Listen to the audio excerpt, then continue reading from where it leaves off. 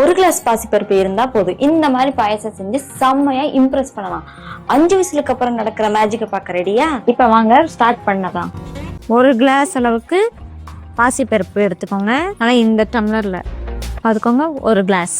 நான் வந்து டம்ளர்லாம் ஒரு டம்ளர் ஃபுல்லாக எடுத்திருக்கேன். ஓகேவா? இது வந்து ஒரு 150 200 கிராம் பிடிக்கும். நீங்கள் சப்போஸ் மெஷர்மெண்ட் கப்பில் எடுக்கிறீங்கன்னா அதில் வந்து கரெக்டாக 200 கிராம் அளவுக்கு எடுத்துக்கோங்க, சரியா இருக்கும். இப்போ நம்ம இதை நீங்கள் தனியாக பேனில் வறுத்துட்டு அப்புறமா அதை நல்லா வாஷ் பண்ணிவிட்டு அப்புறம் கூட குக்கரில் சேர்த்துக்கலாம். நான் டைரெக்டாக குக்கர்லேயே ஃப்ரை பண்ணிவிட்டு குக்கரில் வாஷ் பண்ணிவிட்டு குக்கர்லேயே விசில் வச்சுருவேன். ஓகே இப்போ வாங்க போட்டுட்டு நம்ம இதை லைட்டாக ஃப்ரை பண்ணி எடுத்துக்கலாம். நல்லா மீடியம் ஃப்ளேம்லேயே வச்சு ஃப்ரை பண்ணி விட்டுக்கோங்க. ரொம்ப கரிகிற வேணாம். இந்த பாசிப்பருப்பு வாசனை வராத வரைக்கும் மட்டும் நல்லா வறுத்துக்கோங்க, அவ்வளோதான். இப்போ பாருங்க, பாசிப்பருப்பு நல்லா ரோஸ்ட் ஆயிடுச்சு. வாசனை வருது, பாசிப்பருப்போட வாசனை. இந்த டைம்ல நம்ம வந்து ஆஃப் பண்ணிக்கலாம். ஆஃப் பண்ணிட்டு வாஷ் பண்ணி எடுத்துக்கலாம். நீங்கள் வறுக்கிறதுக்கு முன்னாடி வாஷ் பண்ணாலும் சரி, இல்லை வாஷ் பண்ணிட்டு வறுத்தாலும் சரி, அது உங்கள் விருப்பம். நான் வந்து வறுத்துட்டு தான் வாஷ் பண்ணியிருக்கேன். நீங்கள் எப்படி வேணுமோ பண்ணிக்கோங்க. சப்போஸ் நீங்கள் வறுத்துட்டு கழுவுற மாதிரி ஐடியானா நீங்கள் வறுத்துட்டு அது கொஞ்சம் நேரம் ஒரு 5 மினிட்ஸாவது ஆற வச்சுட்டு அதுக்கப்புறம் வாஷ் பண்ணிக்கோங்க, ஏன்னா சுடும். இப்போ அந்த பெரிய ஒரு கட்டி வச்சுருந்தேன் இல்லையா, அதில் வந்து பாதி மட்டும் எடுத்துக்கோங்க. எடுத்துட்டு நல்லா இந்த மாதிரி கனமான உரல்ல வச்சு நல்லா தட்டிக்கோங்க தூளா. கொஞ்சம் அழுத்தம் கொடுத்து நல்லா இப்படி பண்ணிங்கனாலே நல்லா உடஞ்சிரும். மோஸ்ட்லி கட்டி இல்லாமல் தட்டிக்கோங்க, அப்போதான் நமக்கு ஈஸியாக இருக்கும் கரைக்க. நீங்கள் உங்கள் ஸ்வீட்னஸ்க்கு தகுந்த மாதிரி எடுத்துக்கோங்க. இல்லை நீங்கள் தனியாக வந்து இதை வடிகட்டி எடுக்கிறதுனால எடுத்துக்கலாம். தண்ணி மட்டும் ஆட் பண்ணி அதை நீங்கள் கரைச்சி தனியாக கரைச்சி அதில் நீங்கள் வடிகட்டி ஆட் பண்ணுறதுனாலும் பண்ணிக்கலாம். இல்லைன்னா டைரெக்டாக பருப்பு கூட போடுறதுனாலும் போட்டுக்கலாம், அது உங்கள் விருப்பம். ஓகே, இந்த மாதிரி கட்டி இல்லாமல் பார்த்துக்கோங்க. நல்லா தூளாக இல்லாமல் ரொம்ப கெட்டியாகவும் இல்லாமல் ஓரளவு இந்த மாதிரி இடித்து எடுத்துக்கோங்க, அவ்வளோதான். இப்போ வந்து நம்ம பருப்பு மெஷர் பண்ணி எடுத்தோம் இல்லையா, அதே கிளாஸில் இதை வந்து வெல்லம் வந்து 1 கிளாஸ், அப்படி இல்லைன்னா 3/4 கிளாஸ் எடுத்துக்கலாம். சப்போஸ் நீங்கள் மெஷர்மெண்ட் கப்பில் எடுக்கிறீங்கன்னா அதே அளவில் வெல்லத்தை எடுத்துக்கோங்க. அதுலேருந்து கொஞ்சம் 3/4 அளவுக்கு வர்ற மாதிரி எடுத்துக்கோங்க. உங்களுக்கு ஸ்வீட்னஸ் இன்னும் வேணும்னா அப்போ 1/4 எடுத்துக்கோங்க. இதை நம்ம ஆட் பண்ணிக்கலாம். இப்போ பாருங்க, நம்ம அதை பாதியாக எடுத்தோம் இல்லையா, கரெக்டாக 1 கிளாஸ் வந்திருக்கு. இப்போ வாங்க நம்ம வந்து வேக வச்ச பருப்பு எப்படி வந்திருக்குன்னு பார்க்கலாம். வாவ், 5 விசிலுக்கு வச்சு எடுத்தங்காட்டிக்கு பாருங்க நல்லா குழைவா வெந்திருக்கு. இதை வந்து நம்ம நல்லா மசிச்சு விட்டுக்கலாம். நல்லா சூடாக இருக்கும் போதே மசிச்சு விட்டிங்கன்னா அந்த சூட்டுக்கு இன்னும் நல்லா மசிஞ்சு வரும். இப்போ பாருங்க கெட்டியாக இருக்குது. இப்போ நம்மளுக்கு தண்ணி வேணுனாலும் ஒரு 1/2 கிளாஸ் மட்டும் நீங்கள் ஆட் பண்ணிக்கலாம். இல்லை இன்னும் உங்களுக்கு வாட்டரியாக வேணும்னா 1 கிளாஸ் அளவுக்கு கூட விட்டுக்கலாம். எந்த அளவுக்கு உங்களுக்கு வேணுமா கன்சிஸ்டன்சி பார்த்து விட்டுக்கோங்க. மெஷர்மெண்ட் கப்லேயும் அதே மாதிரி தான். 1/2 கப்புனா 1/2 விட்டுக்கோங்க. கொஞ்சம் வேணும்னா 1 கப்பு ஃபுல்லாக கூட விட்டுக்கோங்க. இப்போ குக்கர்லேருந்து நம்ம ஒரு சட்டிக்கு ஒரு பேனுக்கு நம்ம இதை ட்ரான்ஸ்ஃபர் பண்ணிடலாம். ஸ்டவ் ஆன் பண்ணிக்கோங்க. ஓகே, ஒரு அகலமான பேன் எடுத்துக்கோங்க. அதில் வந்து தண்ணி இல்லாமல் நல்லா பார்த்துக்கோங்க. தண்ணி இருந்தால் வடிச்சுக்கோங்க. இப்போ வந்து நெய் ஆட் பண்ண போகிறோம். இந்த மாதிரி டேபிள் ஸ்பூன் அளவில் இதில் வந்து ஒரு 1/2 மட்டும் நான் எடுத்துக்கிறேன்.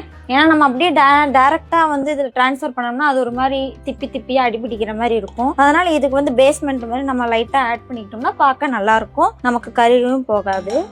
இது எல்லா பக்கமும் நல்லா ஸ்ப்ரெட் பண்ணி விட்டுக்கோங்க. அது இப்போ பாசி பருப்புன்றதுனால சம்டைம்ஸ் ஒட்டிக்கும். ஸோ அதனால் நம்ம இதை போட்டோம்னா ஒட்டாது.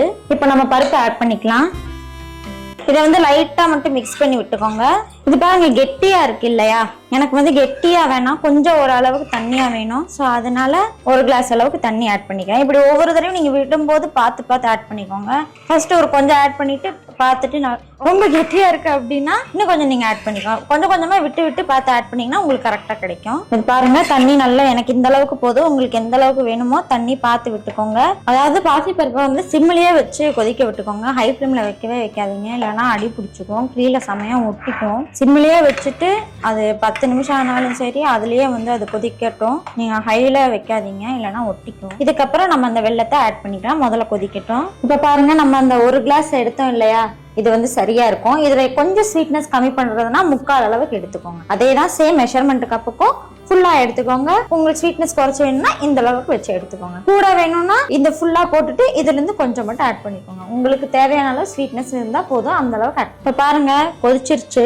லைட்டா அங்கங்க ரொம்ப பபுளா கொதிக்க வேணாம், ரொம்ப லைட்டா இந்த மாதிரி கொதிச்சா போதும். எடுத்து வச்சிருந்தோம் இல்லையா அந்த வெல்லம், இதையும் நம்ம அப்படியே இதோடய சேர்த்துக்கலாம். சொன்ன மெஷர்மெண்ட்ல கரெக்டா போட்டீங்கன்னா சூப்பரா வரும் பாயாசம்.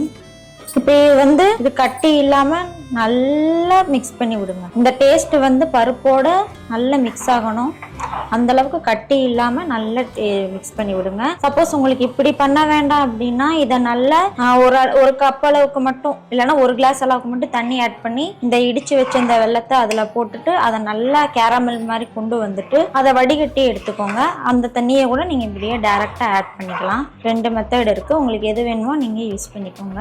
பாருங்க, அந்த நல்லா சுடு பண்ணி அந்த வெள்ளம் போட்டனால நல்லா ஈஸியா கரைஞ்சிருச்சு. திப்பி திப்பியா அந்த கட்டி கட்டியாவே இல்லை. ஆஹா, வாசனையே பயங்கரமா வருது. ஏலக்காயை நம்ம நுணுச்சிக்கலாம்.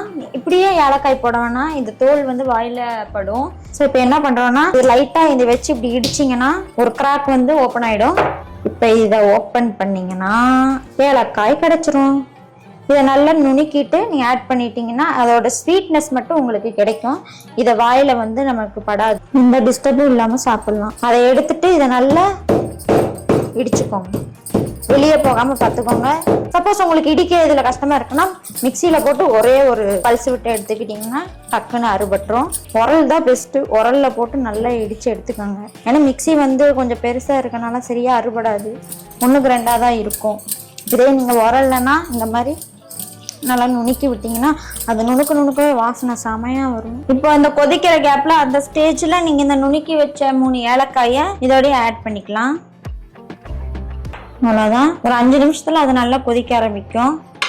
அது லைட்டாக கொதிக்கட்டும். அதுக்குள்ள நம்ம இங்கே தேங்காய் ஆட் பண்ணிக்கலாம். தேங்காய் வந்து ஒரு 5-6 பல்லு இருந்தா போதும். அதை வந்து நம்ம இப்படி குட்டி குட்டியா நறுக்கிறனால அது இன்னும் நிறைய கிடைக்கும். தேங்காய் நம்ம எதுக்கு ஆட் பண்றோம்னா அந்த ஸ்வீட்னஸ் வந்து ரொம்ப திகட்டாம இருக்கிறதுக்காக நம்ம இதை ஆட் பண்ணுவோம். அப்படி இல்லைன்னா மொத்தமா வந்து மிக்சியில போட்டு தண்ணி விடாம துருவிட்டு கூட நீங்க இதுல ஆட் பண்ணிக்கலாம். எப்படி வேணுமோ உங்களுக்கு நீங்க ஆட் பண்ணிக்கோங்க. நான் வந்து குட்டி குட்டியா நறுக்கி இன்னைக்கு ஆட் பண்ணிக்கிறேன். நெக்ஸ்ட் வந்துட்டு ஒரு 10 திராட்சை எடுத்துக்கோங்க. நெக்ஸ்ட் 10 முந்திரி எடுத்துக்கோங்க. உங்ககிட்ட இல்லைனாலும் நோ ப்ராப்ளம், இது ஆப்ஷனல் தான். இதெல்லாம் சேர்த்தாதான் பாயாசம் ரொம்ப டேஸ்டா இருக்கும். கூடவே நீங்க நெய்யும் ஆட் பண்ணிக்கோங்க. இதெல்லாம் வறுத்து எடுத்துக்கலாம். ஒரு சின்ன பேன் எடுத்துக்கோங்க. ஸ்டவ் ஆன் பண்ணிட்டு ஓகே, சட்டி இப்போ சூடாயிருச்சு. இப்போ நம்ம நெய் விட்டுக்கலாம். நல்லா தாராளமாகவே ஆட் பண்ணிக்கோங்க. ஓகே, இப்போ நெய் சூடாயிருச்சு. இப்போ வந்து ஒரு 10 முந்திரி பருப்பு ஆட் பண்ணிக்கலாம். 10 திராட்சை சிம்லேயே வச்சுக்கோங்க. இது லைட்டாக ரோஸ்ட் ஆனதுக்கப்புறம் நம்ம முந்திரி கலர் சேஞ்ச் ஆகிடுது. இந்த ஸ்டேஜில் நம்ம நறுக்கி வச்சுருந்த தேங்காயும் ஆட் பண்ணிக்கலாம். தேங்காய் நான் இன்னைக்கு கொஞ்சம் நிறையாவே போட்டிருக்கேன். ஸ்வீட்னஸ் வந்து ரொம்ப திகட்டாமல் இருக்கணுன்றதுக்காக நீங்கள் இதை விட கம்மியாக போடுறதுனால கம்மியாக போட்டுக்கலாம். இது எல்லாத்தையும் நெய்யில் நல்லா ரோஸ்ட் பண்ணணும். தேங்காய் வந்து ப்ரௌன் கலரில் வரும், அந்த அளவுக்கு நல்லா ரோஸ்ட் பண்ணிக்கோங்க. இப்போ பாருங்க, திராட்சை முந்திரி தேங்காய்லாம் நல்ல நெய்யில் வறுபட்டுருச்சு. சூப்பரான ஒரு ஸ்மெல் வருது, வீடே மணக்குது. ஆஹா, இப்போ இந்த ஸ்டேஜில் நம்ம இதை ஆஃப் பண்ணிக்கலாம். ஓகே, இப்போ பாசி பருப்பு நல்ல ஒரு கன்சிஸ்டன்சிக்கு வந்திருக்கு. நம்ம டேஸ்ட்டுக்காக ஒரு 1/2 டம்ளர் பால் ஆட் பண்ணிக்கலாம். இதே நீங்கள் மெஷர்மெண்ட் கப்ல எடுத்துக்கிறீங்கன்னா 1/2 கப் மட்டும் ஆட் பண்ணிக்கோங்க போதும். இது ஒரு டேஸ்ட்டுக்காக தான், நீங்க வேணானாலும் ஸ்கிப் பண்ணிக்கலாம். நீ நல்லா மிக்ஸ் பண்ணி விட்டுக்கோங்க. நான் வந்து காய்ச்சாத பால் ஆட் பண்ணிருக்கேன். காய்ச்சின பாலும் ஆட் பண்ணலாம். உங்களுக்கு எந்த பால் வேணுமோ நீங்க ஆட் பண்ணிக்கோங்க. ஆனா மெஷர் பண்ணி கரெக்டா ஆட் பண்ணிக்கோங்க. அப்பதான் வந்து டேஸ்ட் எல்லாமே அந்த வெல்லம் எல்லாம் குறையாம நமக்கு கரெக்டா இருக்கும். கூட போட்டுட்டீங்கன்னா உங்களுக்கு அந்த வெல்லம் டேஸ்ட் வந்து கம்மியாயிடும். நல்ல ஜென்டலா இப்படி மிக்ஸ் பண்ணி விடுங்க, கீழே வந்து ஒட்டிக்கும். ஓகே, இப்ப நம்ம நெய்யில வறுத்து வச்ச முந்திரி தேங்காய் திராட்சை எல்லாத்தையும் இப்ப நம்ம பாயாசத்துல மிக்ஸ் பண்ண போறோம். சூப்பரா இருக்கு பார்க்கவே. எனக்கு நெய் இந்த அளவுக்கு போதும். லைட்டா மட்டும் மீடியம் ஹீட்ல வச்சு சும்மா ஒரு 2 நிமிஷம் மட்டும் கொதிக்க விட்டு நீங்க ஆஃப் பண்ணிக்கலாம். அவ்வளவுதான், பருப்பு பாயாசம் ரெடி ஆயிடுச்சு. இப்ப நீங்க ஸ்டவ் ஆஃப் பண்ணிக்கலாம். இது பாயாசமே இல்லைங்க, வெறும் 1 ஸ்பூன்ல கிடைக்கிற சந்தோஷம். இருங்க இன்னொரு டைம் டேஸ்ட் பார்த்துக்கிறேன் கண்டிப்பா.